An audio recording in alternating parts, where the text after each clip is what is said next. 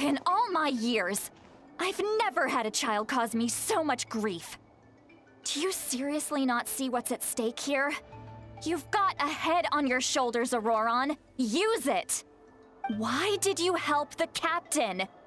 And I want the truth this time. No answer? Think you're being smart? Then let me ask a different question. What does the captain want? What is his purpose in Natlan? Really? You're just going to stonewall me?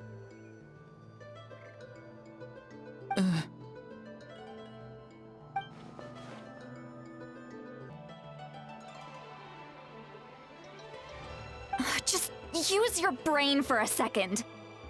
What do you possibly stand to gain by helping the captain? Only endless trouble awaits you and everyone in the tribe.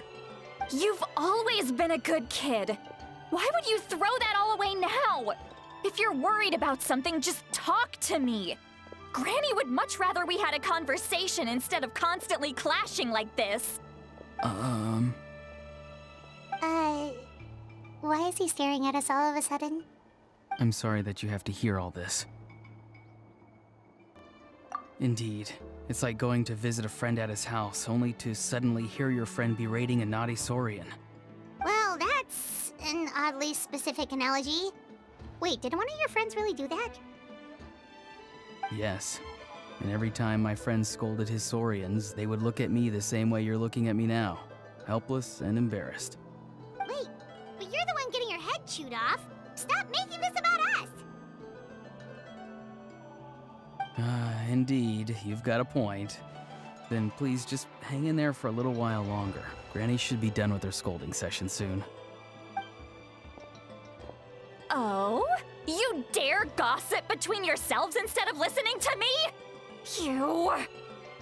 Sorry, Granny. Sorry, Granny. Sorry, Granny. You know what? Fine. I'm perfectly aware that everything I say goes in one ear and out the other. You're all grown up now, so why would you listen to an old hag like me? You say all the right things, but then you go and completely ignore me! Well, if that's how you're going to treat me, you can stop sending Aoife over to my place to deliver your stupid vegetables! I don't need anything from you! Who's Aoife? A delivery person? That's irrelevant. The point is, he hangs out with this kid, so he must be no good. You kids get to a certain age and suddenly act like you know it all. There's nothing I can say to get through to you. Ororon, if you're still thinking about that so-called duty, then please, just forget about it. The ley lines did not fall to this state because of you. And we've long closed the book on that incident. Seems they've started talking about some kind of tribal history. I'm starting to get lost. That's not it, Granny.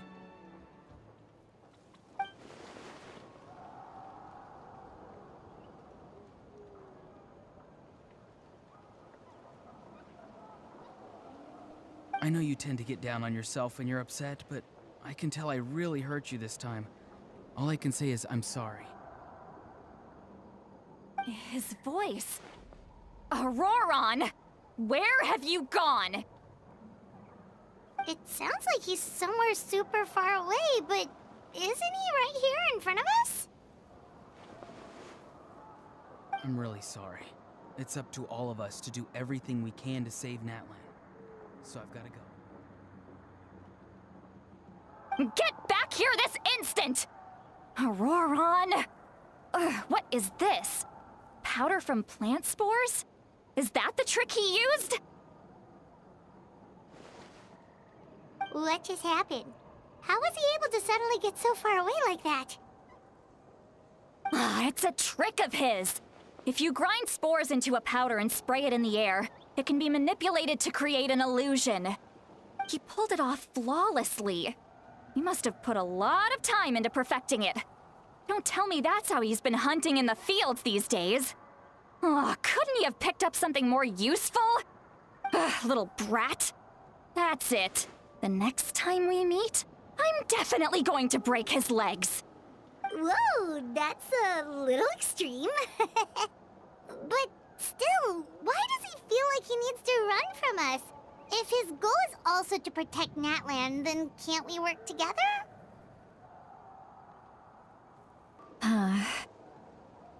I'm sorry for interrupting your conversation with them earlier. But even if you'd been able to hear them out, there's no guarantee you would have gained anything substantial. Ororon probably did everything he could to get away because he knew I'd get the truth out of him sooner or later. Oh, that brat. I swear.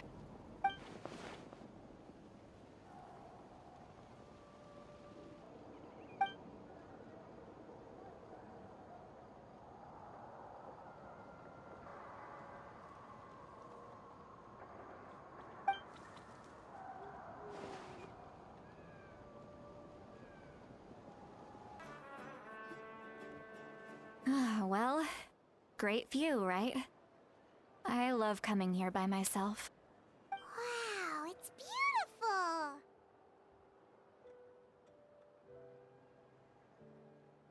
beautiful! You're making me want to cry. Oh no, what do we do?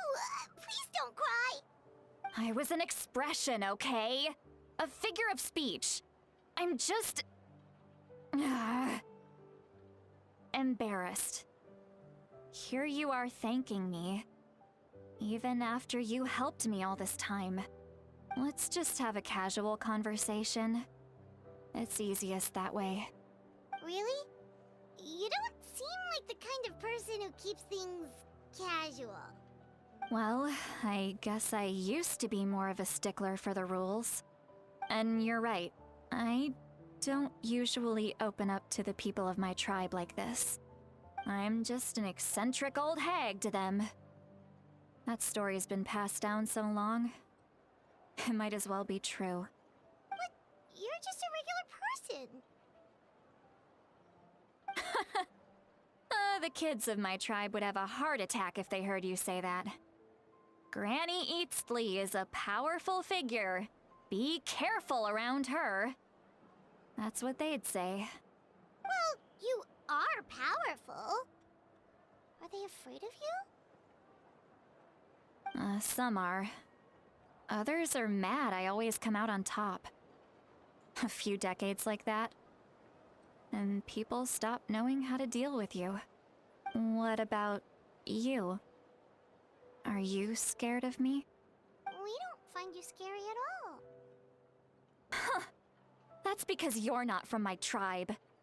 You don't know how many delusions of grandeur I've destroyed just by existing. I make people realize that no matter how hard they work, they'll never become a living legend like me. Oh, not to brag or anything. Maybe it's hard to believe. Just pretend I never said anything.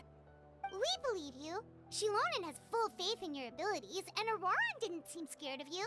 He thinks of you as his granny, right? Yes, but Ororon's a special case. Mawika already told you about her plan. And you've given so much help to Ororon and me.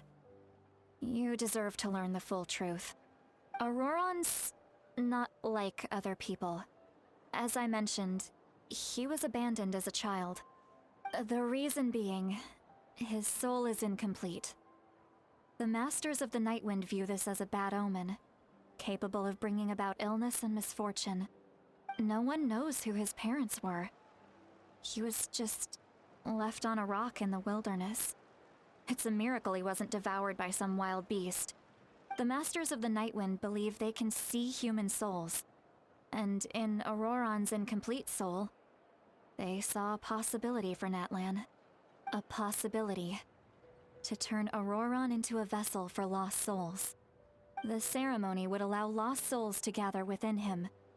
Ororon would then be sent to the Night Kingdom to return the souls to their rightful place, strengthening the ley lines and completing the ceremony. Wait, that doesn't sound right. Now you see the problem. When damage occurs to the Night Kingdom, the souls held within disperse and remain adrift, unable to find a way back to the ley lines. This loss of souls damages the Night Kingdom even further.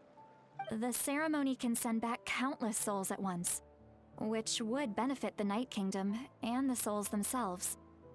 Of course, the vessel, Ororon, would be sacrificed in the process. I wasn't surprised the chief at the time came up with the plan. The ley lines were already in a terrible state. A suitable candidate for the ceremony appears, and now you have the chance to make things better. Of course you're going to take it. When the chief asked for my opinion, I didn't give my approval, but I didn't object either. So they went ahead with the ceremony.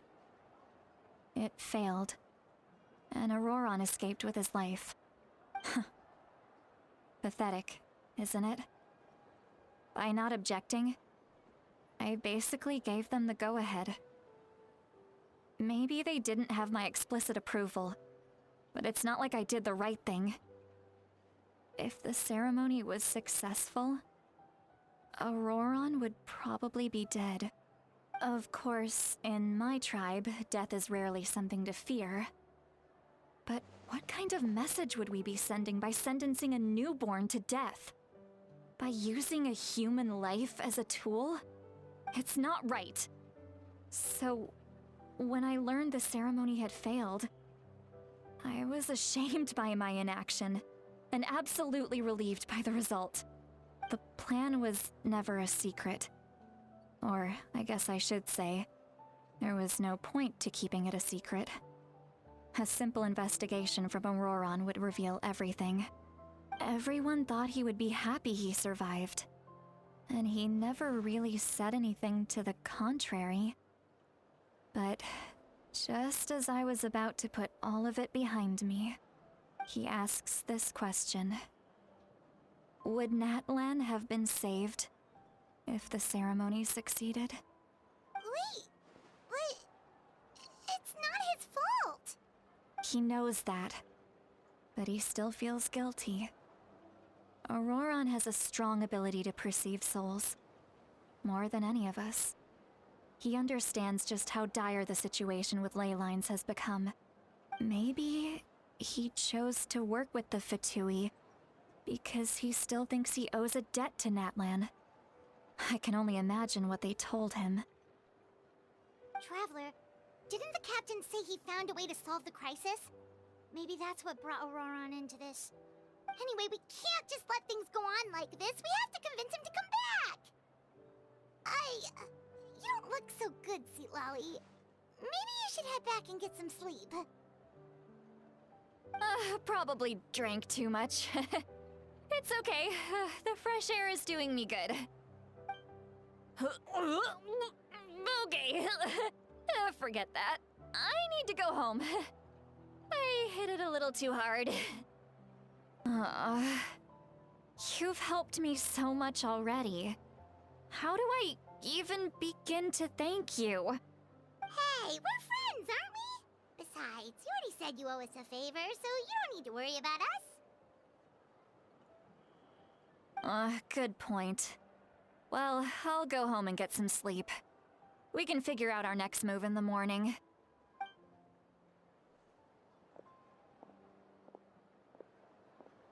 Friends. I like the sound of that. Ororon's probably back with the captain, don't you think? You mean about the backup plan? Do you really believe what the captain told us? Yeah, you're right. We should just go to her directly. But she's probably asleep. We can find her first thing in the morning. For now,